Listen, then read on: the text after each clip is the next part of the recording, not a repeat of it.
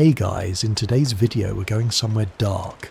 Not just figuratively, though there's plenty of that, but literally dark.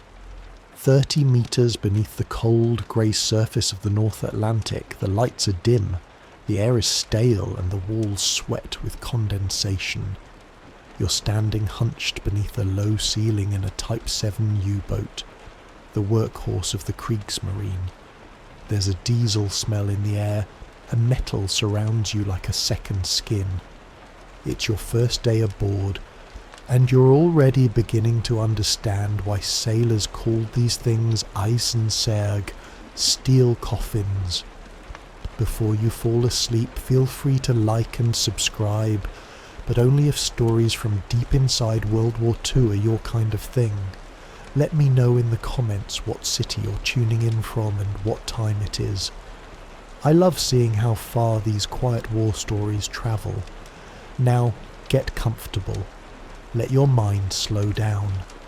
We're stepping into another time. No headlines, just the quiet moments that shaped a generation.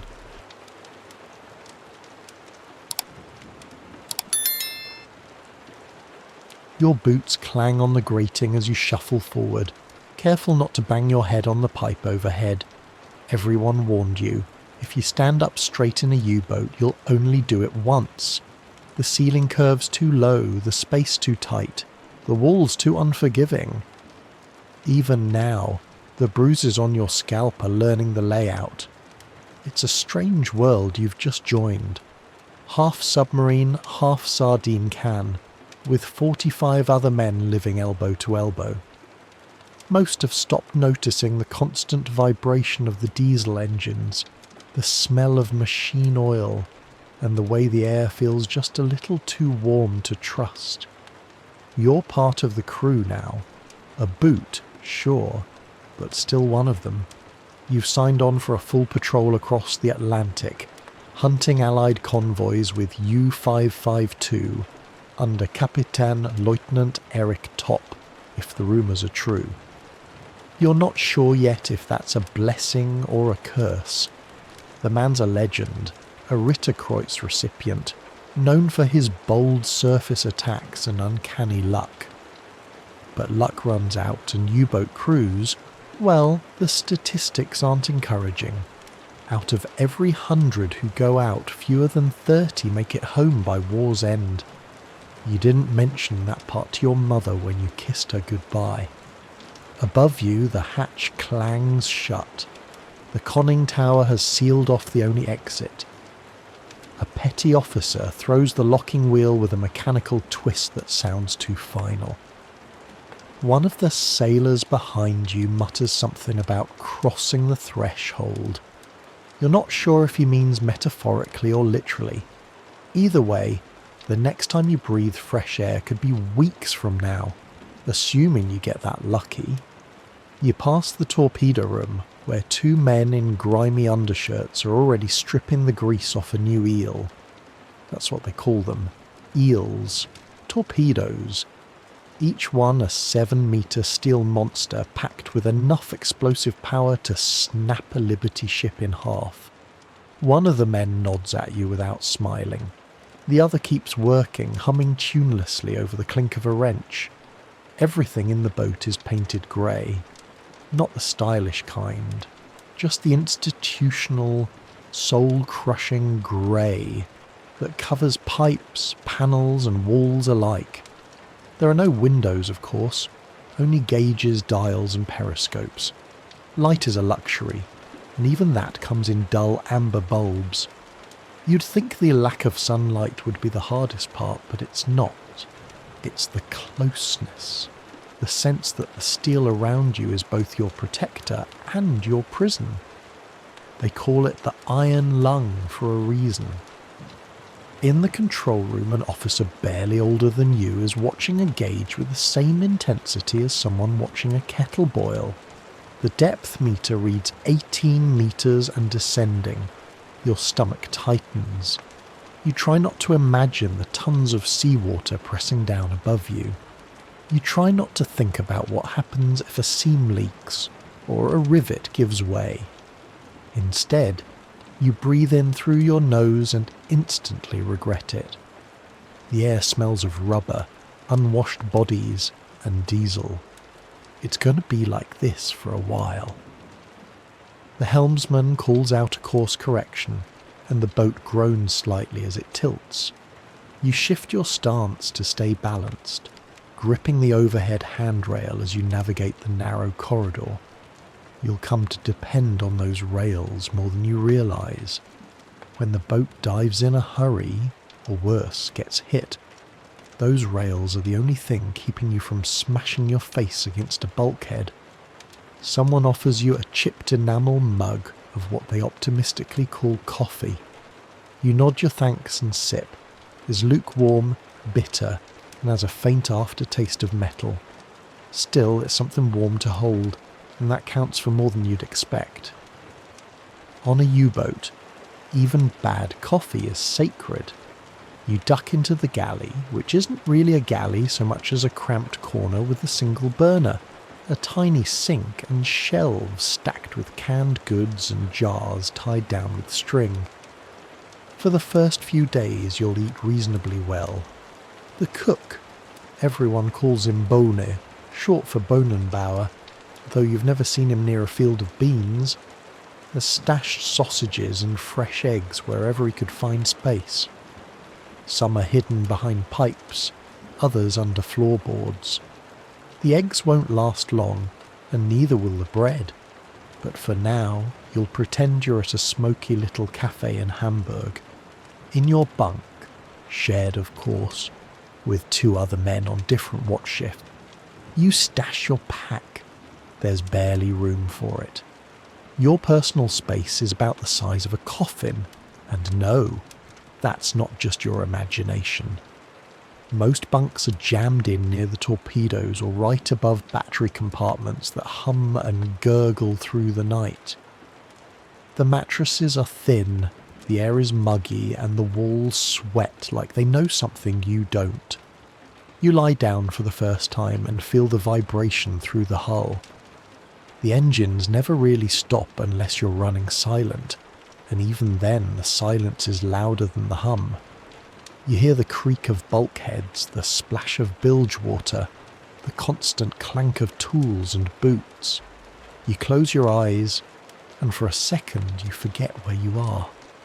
Then someone shouts "Tiefer," deeper, and the angle of the deck shifts again. The ballast tanks flood with a gurgling roar, and the boat drops another 5 meters. Welcome to the deep. The first thing you truly notice, once the descent becomes routine, is the smell. Not just one smell. No, that would be too easy. It's a layered bouquet of everything the human body and engine room can produce. You're only 2 days into the patrol, and already the scent has sunk into your clothes, your skin, your teeth. It's not that you've stopped smelling it, it's that it's stopped feeling foreign. Diesel is the top note. You breathe it in with every lungful, as if the engines have found a way to burn not just fuel but atmosphere. Then there's the sweat, rank, persistent, sour. With 45 men living in close quarters, hygiene is mostly theoretical. You've had your one quick wash before departure, and you probably won't get another one until the mission ends. If it ends. Soap is a luxury. Water's for drinking and cooking mostly. Under that is the smell of old wool uniforms, of damp socks hanging from pipes, of rubber gaskets that seal the hatches but never quite silence the sea. Somewhere in the mix is the ever-present battery acid tang, rising up from the compartment below your feet like a chemical ghost. It's not strong enough to sting your eyes, but it never really fades either. Food brings its own chaos to the air. Boner the cook is a magician of misery. With one hot plate and a cupboard of tinned despair, he still manages to conjure something that resembles meals, at least at first. Bacon fat sizzles faintly in a warped pan, mixing with the ever-lingering funk of pickled cabbage and jam gone slightly off. For now there's still bread, sort of, stale, dense, and stored in paper sacks between the torpedoes. A few of the loaves already have that suspicious white fuzz. You eat around it. Everyone does. Coffee is served 3 times a day in battered mugs that never quite lose the taste of the last liquid poured in them. The junior machinist complains his always tastes faintly of diesel. You sip yours in silence. He's not wrong. Still, there's something comforting in the routine. Smells aside, life aboard, U-552 starts to settle into a rhythm. You wake, sleep, stand watch, clean equipment, eat, and repeat. The boat moves through the sea like a steel ghost, rarely surfacing in daylight. Sometimes the hum of the engines changes slightly, and everyone stops what they're doing. A new course? A convoy spotted? More often, it's just a minor adjustment or a change in depth. Sleeping is a game of musical bunks. With not enough beds for everyone, you sleep hot bunking, trading places with a comrade coming off shift. If you're lucky, the mattress is still warm. If you're not, it's damp. You learn quickly not to ask which is worse. Dreams come, but not gently. You dream of the surface, not just dry land, but sky. Clouds that move, wind that doesn't smell of engine grease. Then you wake to the groan of pipes, the stifled cough of someone across the corridor, the quiet rustle of playing cards, and the soft buzz of Morse code from the radio room. Radio is lifeline and leash. The radio man, a quiet man with wire-rimmed glasses and the stare of someone who hasn't blinked in days, sits hunched over a station like a monk at prayer. His headphones are always on, and when he writes something down, it's in tight, disciplined script. Messages from Lorien come through once, maybe twice a day. Weather reports, orders. Sometimes a U-boat has been lost. The news is passed in silence. The captain might murmur something under his breath, or mark it on the chart in red pencil, but the men already know what it means. They say U-459 was sunk last week, somewhere west of Gibraltar. Milk cow. Replenishment boat. She was supposed to meet up with a few boats later this month. Not anymore. The British got her, depth charges or aircraft. It doesn't matter. Either way, she's gone. One less lifeline for boats like yours. On good days, the sea is quiet. Not flat, but quiet. The sound profile is clean, and the sonar operator relaxes just a little. You learn to listen to his body language. If he tenses up, if he lifts one earphone, if he waves his hand toward the captain, then something's out there. A screw churn, a sonar ping, maybe a propeller rhythm that doesn't belong to any German vessel. When that happens, the smell doesn't matter. The jokes stop. Everything stops. You listen to the silence, ears straining. You imagine destroyers just over the next wave, ready to rain depth charges with a smile, and you wait. You spend more time waiting than anything else. Waiting for signals, waiting for orders, waiting to die some days, but mostly waiting for something to break the monotony. So, to fill the space, you talk. Not big things, not politics or God, just little things. Where you grew up. How much a beer costs in Kiel now? Whether Erica from the bakery ever did marry that tax collector? That kind of thing. You clean your weapon, even though you hope never to use it down here. You shave with water that tastes like rust. You play cards in the flickering light of a red bulb, trying not to think about the fact that every hand might be your last normal moment for days. And still, the boat moves.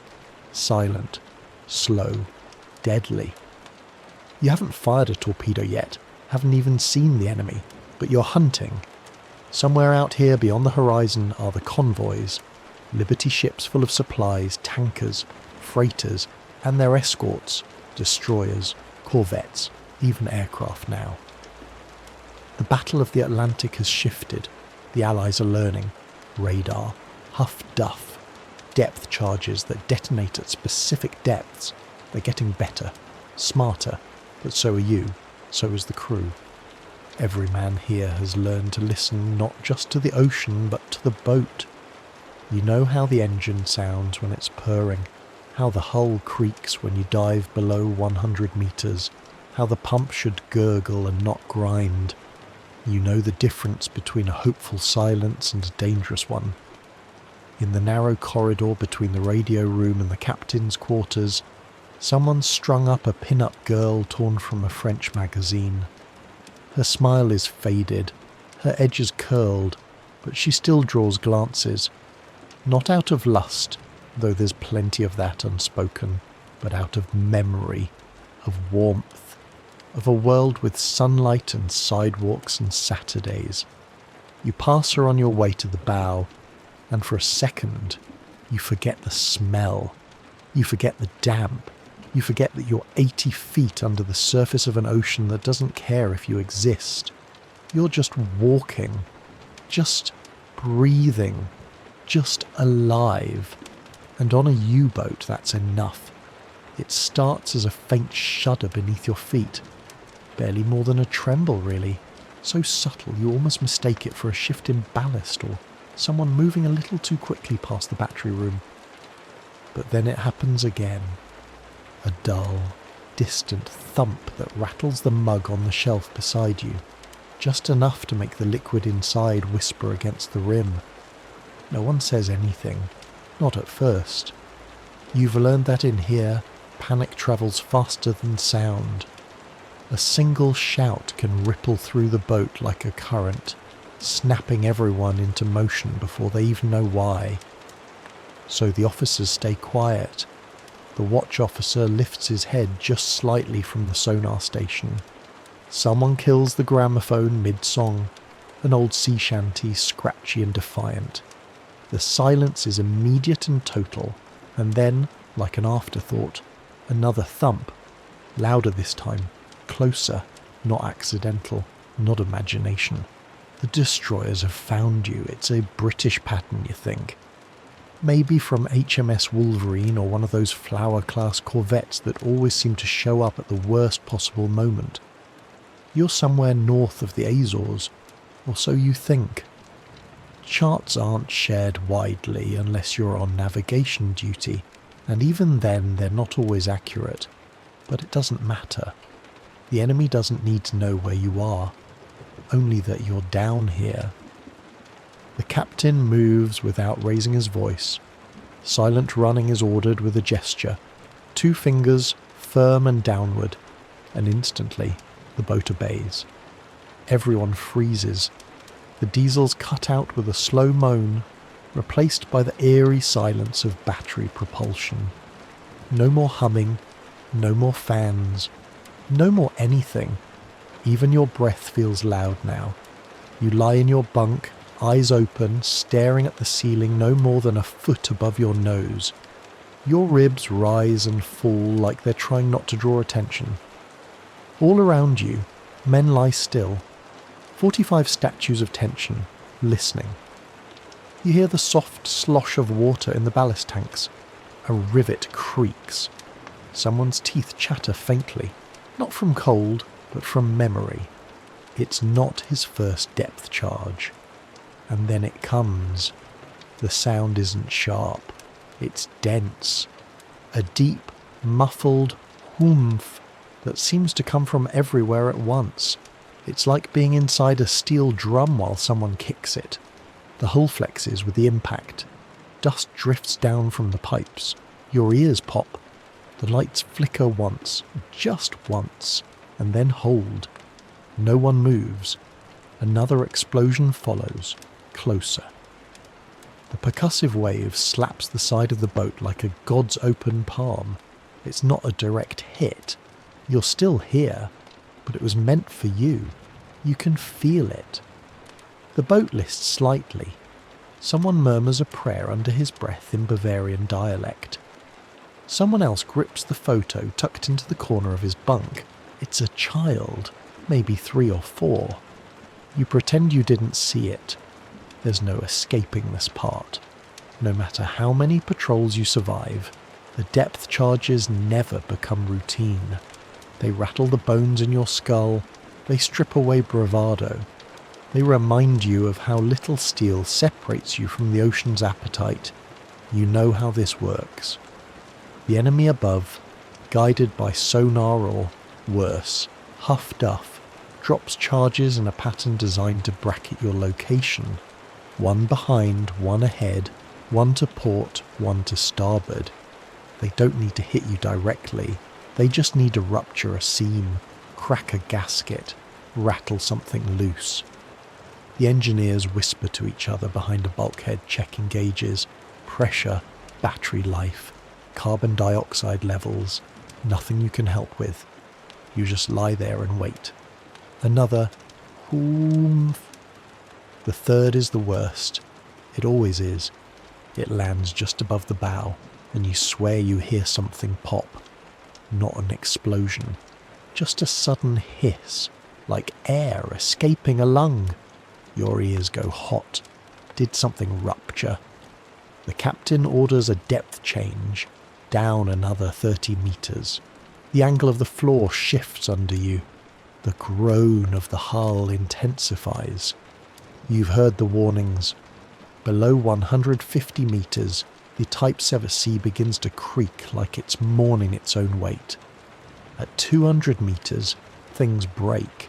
You're descending past 170 now. The gauge in the control room ticks like a clock. Every man on board is holding his breath. Not literally, of course, but spiritually.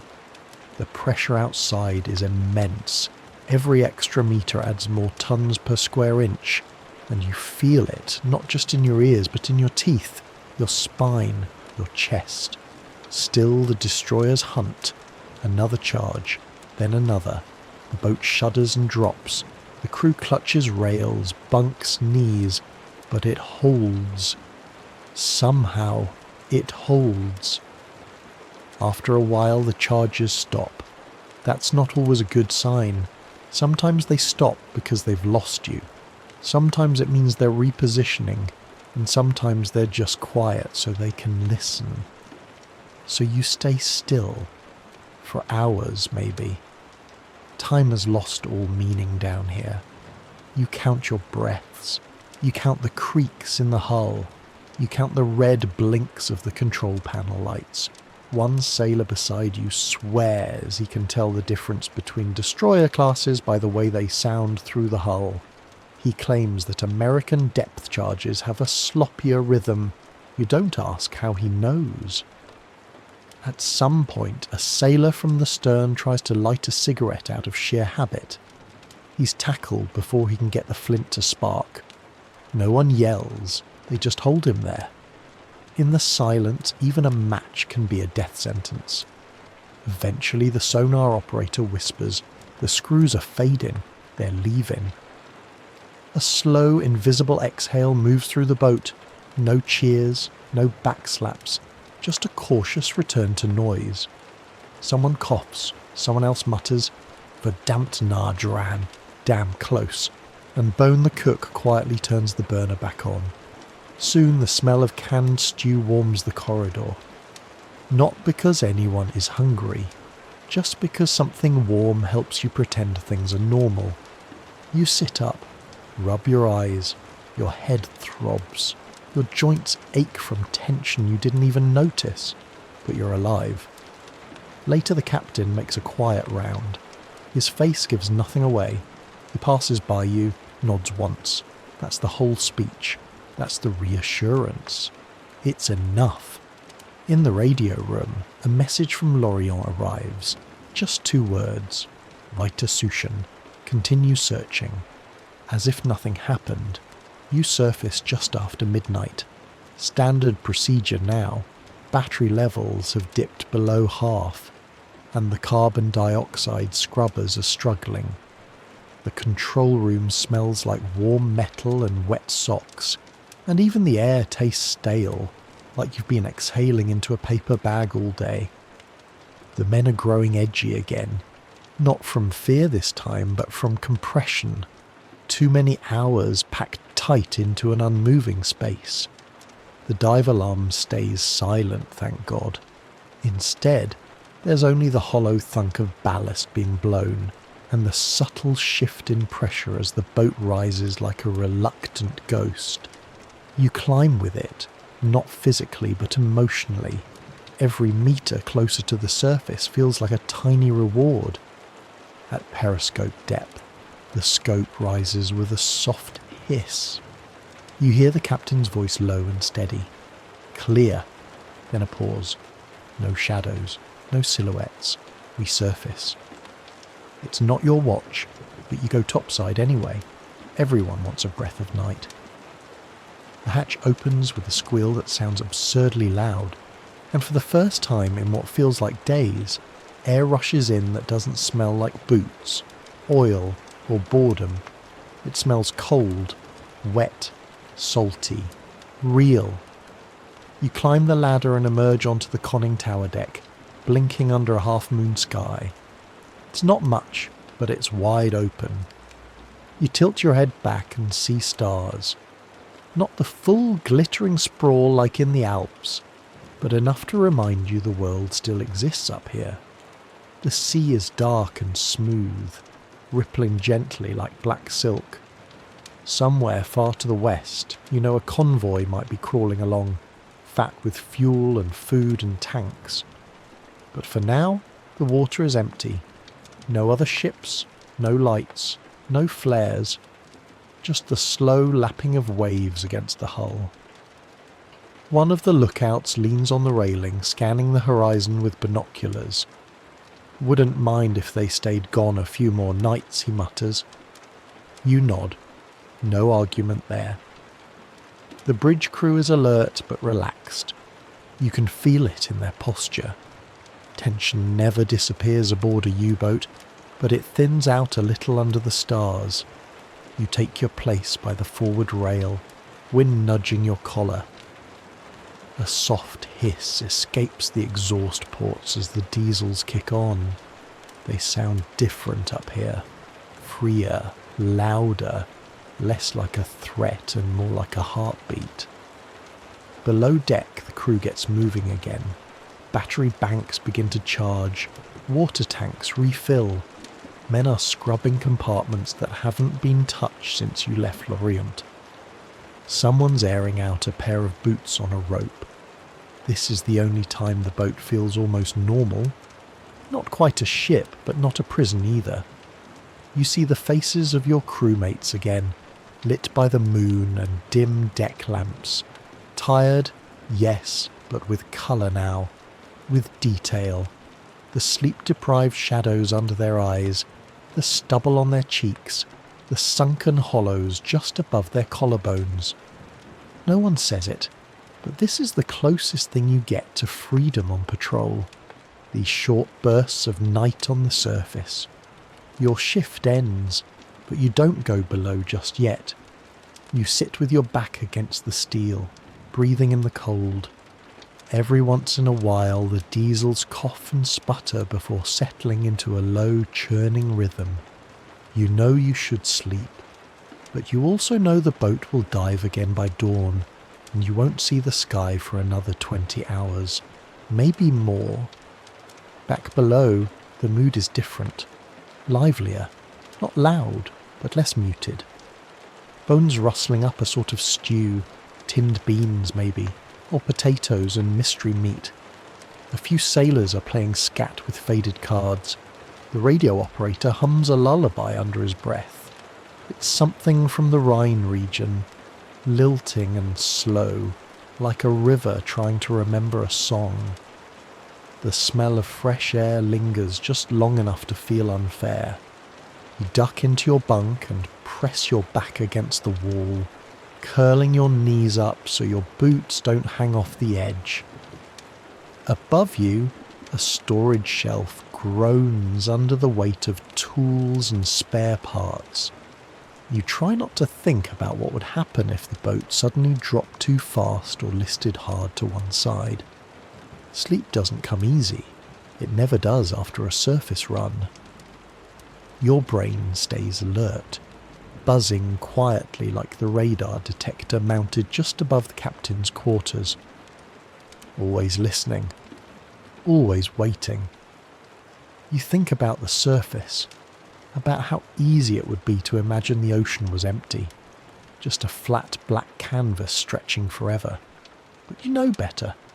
Somewhere not far, there's always someone else, someone listening just like you, someone tuning their ears to the same silence, hoping to be the first to strike. And it's not just destroyers anymore. There's talk of aircraft, Catalinas, B-24s modified for long-range patrols. The British call them liberators. You heard from another boat, U-564 maybe, that one spotted them on a surface run just like this, bombed them straight into the sea. Only 2 survivors, picked up by the British if they were lucky. You try not to think about that as you shift on the thin mattress, but the thought clings, like the damp in your clothes, like the sea to your bones. Morning comes as a command, not a sunrise. There is no light here, just another whispered order and the hiss of ballast tanks taking you back down into the deep. You climb out of bed, stretch your arms, and press your palms to the ceiling for balance. The steel is cool, and the space feels smaller than it did last night. The diesels shut off again. The electric motors take over. You hear them humming below, a gentle whir that will soon become background noise again. Another day begins. No one celebrates. There's a saying on board, Jeder Tauchgang ist ein Abschied. Every dive is a farewell, to fresh air, to space, to the sky. And down here, farewells happen every day.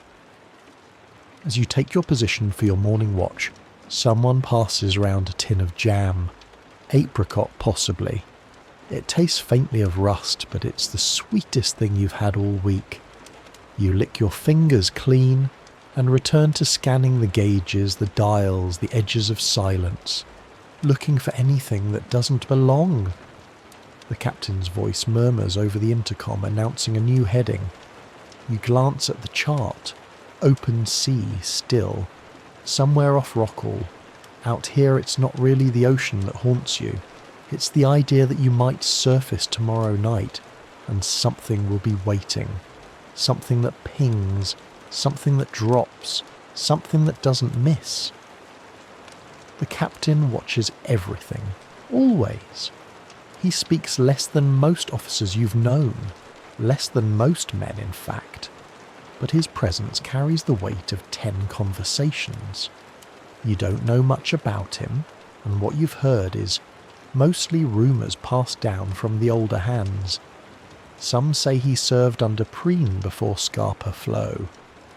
Others claim he once steered a crippled U-boat all the way back from Newfoundland with only one engine and no periscope. Whether it's true doesn't matter. What matters is that when he enters a compartment, the noise drops a full octave. You call him Kalian, short for Captain Lieutenant, but no one uses his real name unless you're reporting. That's how the chain of respect works down here. Not because of rank stitched to a collar, but because of how he moves through crisis, through silence, through fog. He has a habit of tapping one finger against the bulkhead when thinking. Tap, tap, tap, then stillness. You've come to know that rhythm almost as well as the sonar pings. This morning he's reviewing the chart in the control room. You recognise the grid square. Patrol area southwest of Ireland, right along one of the main convoy routes. The handwriting is his, clean, small, deliberate. You watch as he draws a new line with his red pencil, a route correction. No commentary, just a nod to the navigator who updates the orders. You've seen him in rough seas, in tight dives, and under depth charge attacks, and through all of it his face barely changes. Stoic maybe, or just good at hiding things. But now and then, in the reflection of the periscope glass or the glow of the chart light, you catch a flicker of what's behind his calm. Worry. It doesn't show in his posture, but in the tiny moments, the extra second he watches the sonar man adjusting the dial, the way he refolds a map corner twice before speaking, or how he sometimes lingers just a moment too long when observing the crew, as if trying to memorize them. The U-boat war is changing, and he knows it. Everyone does. In 40, the odds were still on your side. The Royal Navy was stretched thin, the Americans not yet involved, and the Atlantic felt vast and conquerable. But now, in late 42, the convoys are stronger, faster, and better protected. Allied codebreakers have grown bold, and some say the British can now track wolf packs before the boats even rendezvous. Still, your Callion keeps his cards close. He doesn't show nerves. When the destroyer's last drop charges on you, he didn't flinch.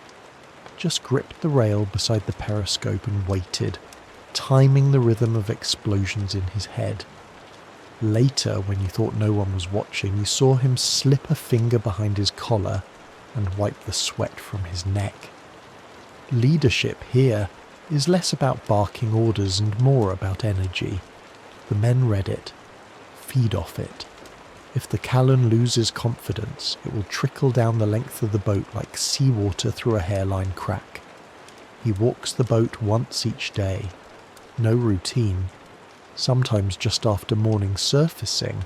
Sometimes in the middle of quiet watches.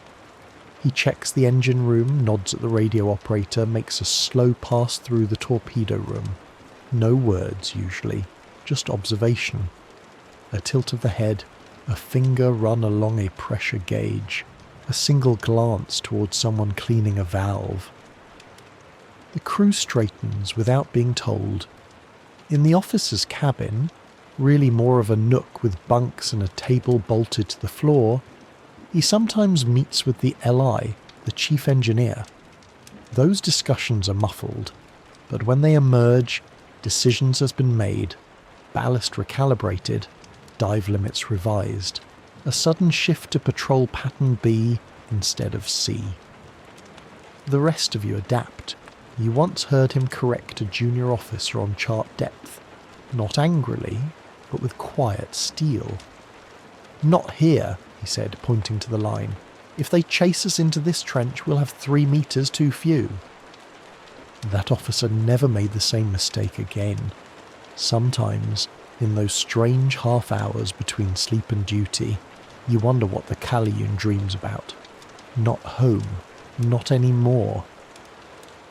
There's a kind of distance in his eyes that suggests whatever civilian life he once had has long since faded into the background. Maybe he thinks of other boats, other captains, friends who didn't make it back. You've noticed a scrap of paper in his breast pocket, folded and refolded until the edges have blurred into soft white. A letter, a prayer, you've never asked. No one does. The men trust him. Even the older petty officers, the ones with 10 patrols behind them and their own scars stitched into the lining of their coats. Trust on a U-boat doesn't come easily, but once earned, it's everything. It shows in small ways. How the torpedo mechanic double-checks settings before firing because he knows the Cologne will ask. How the cook saves the last spoonful of marmalade for him on good days. How even the greenest recruit finds reassurance in the way he climbs the ladder to the conning tower. Deliberate, never rushed, like the ocean has to wait for him. At night, when the boat is silent and half asleep, you hear his steps in the control room above. Not pacing, just moving, checking, thinking. The sea outside is black and bottomless, and he faces it every day without blinking, and yet he never lets go entirely. During one long watch, he told a quiet story to the officer beside him, just loud enough that you, seated nearby, could catch a sentence or two.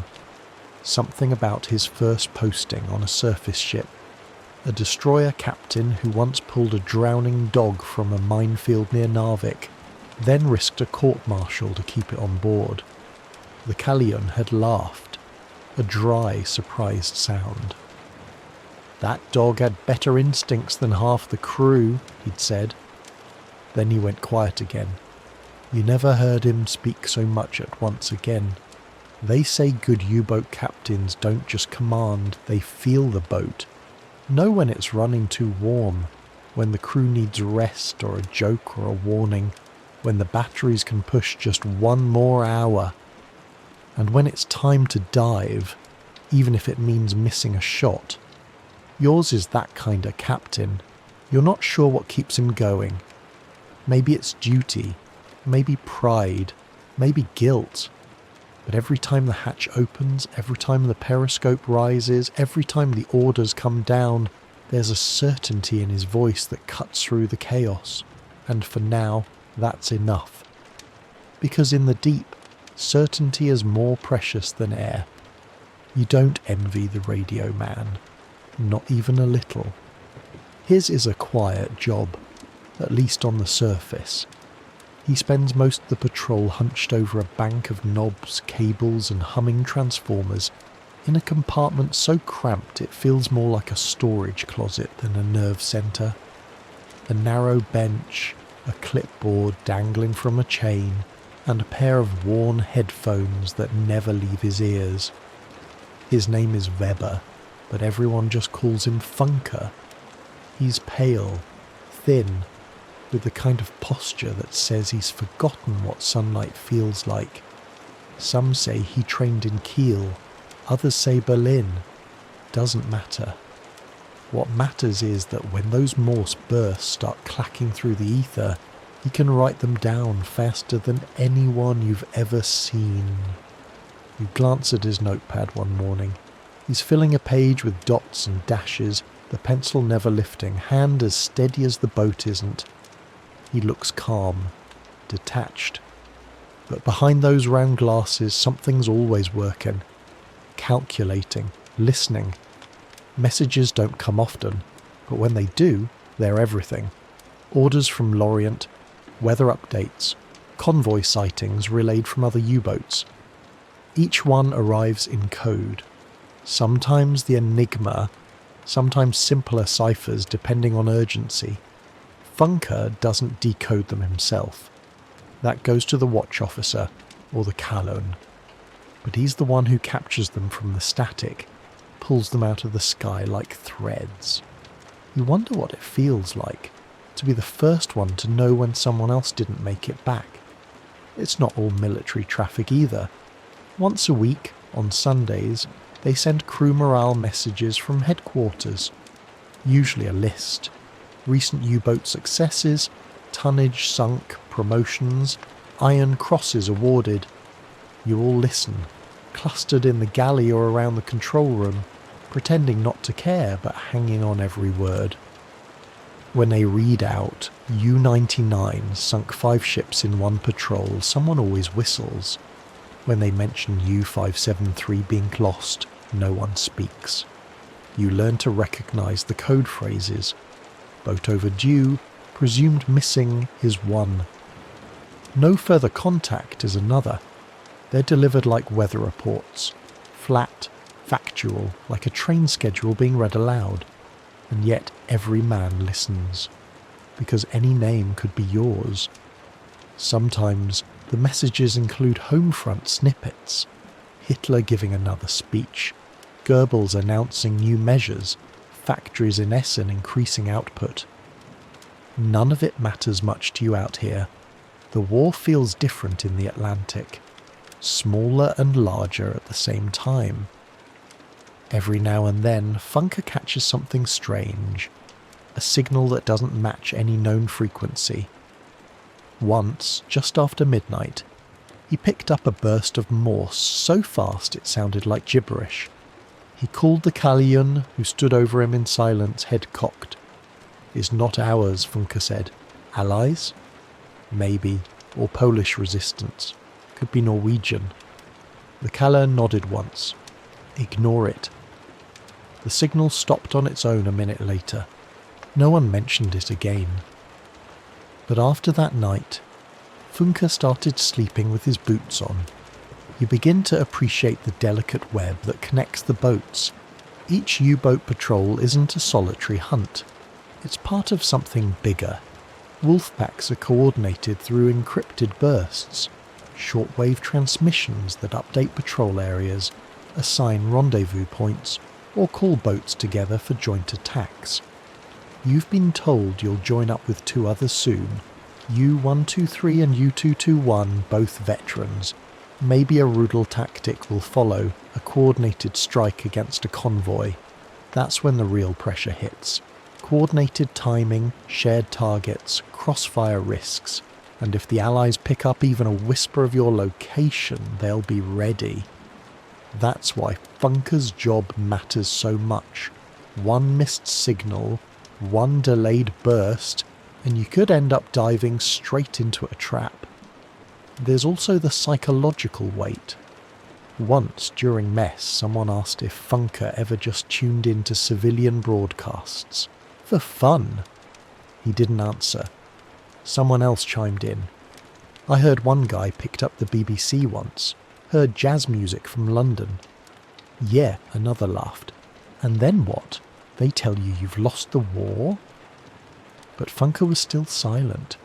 You wondered then how much he actually listens to. Not just the Kriegsmarine signals, but everything. All the noise bouncing through the atmosphere at once.